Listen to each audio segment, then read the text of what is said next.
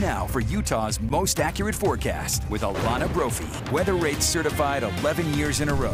An exiting storm system drying things up in the Beehive State, but we had some big totals in the southern portion of the state. We start with our live look at Bryan Head. Yeah, the skiers are enjoying it. Ooh, coming down the hill right now. They picked up 15 inches of snow from this storm, so it's a powder day for southern Utah folks. Not a surprise, but they weren't the only resort that got in on the snow action. Eagle Point also doing really well, picking up 10 inches there. Half a foot at Alta, Beaver Mountain up north, and Snowbird. So northern Utah tracking for those totals, but really doing well in the southern portion of the state at our resorts. So healthy mountain snow, and we did see valley snow. And right now, as you take that live look from Moab, the Red Cliffs Lodge shows snow over the Red Rock happening. 22 degrees right now in Moab. Fresh snow on the Red Rock. The Colorado looks glassy, but the wind is moving the water, and the wind is that big thing that's impacting most of us today. As the system exits to the east, that wraparound moisture keeping things active on the state border. We still have cloud cover out there, but we're clearing now, and we will continue to clear from west to east as we get through the next couple of hours.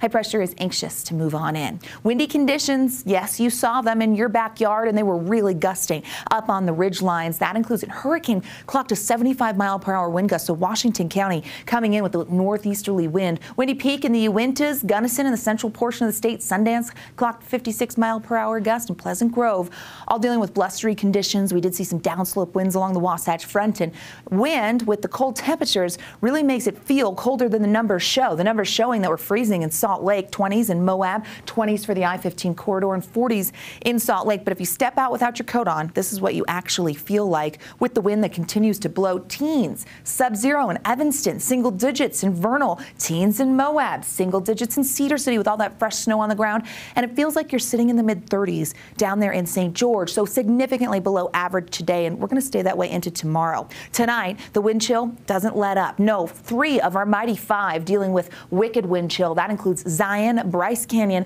and Capitol Reef. The wind chill warning holding on through tomorrow morning. We are looking at those temperatures getting down to minus 25 there in Bryce Canyon. Zion could feel like minus 15. Capitol Reef in that same arena. Again, the wind chill is the real feel, and you don't want to stay outdoors when you have a wind chill warning in effect. Hypothermia and frostbite can occur in just a matter of minutes. Okay, there goes that system. Here comes the high. That brings pretty quiet conditions with clear skies. High pressure really takes over and keeps us quiet as we close out our work week. This is by tomorrow. We're still going to be running below average with temperatures running about 10 to 15 degrees below seasonal norms. We start to slowly warm as we get to Friday, but our warming trend takes a couple of days. High pressure's back, and I know some of you are thinking, well, what about air quality? Yeah, haze starts to build back in Cache Valley with moderate air expected and on the eastern side of the state, but these winds helped clear out many of our valleys, so we get to benefit with a day in the green for tomorrow for most of the Wasatch Front. Temperatures, again, below average, 20s and 30s.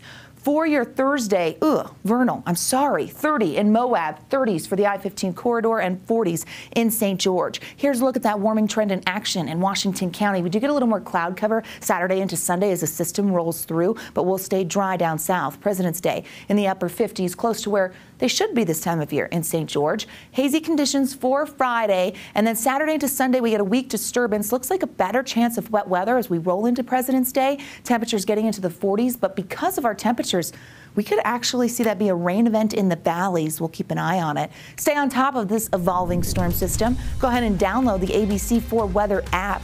It's easy to do. You take a picture of the QR code right there on your screen. Takes you to the App Store. You can download for free, and then you have Utah's most accurate forecast wherever you go.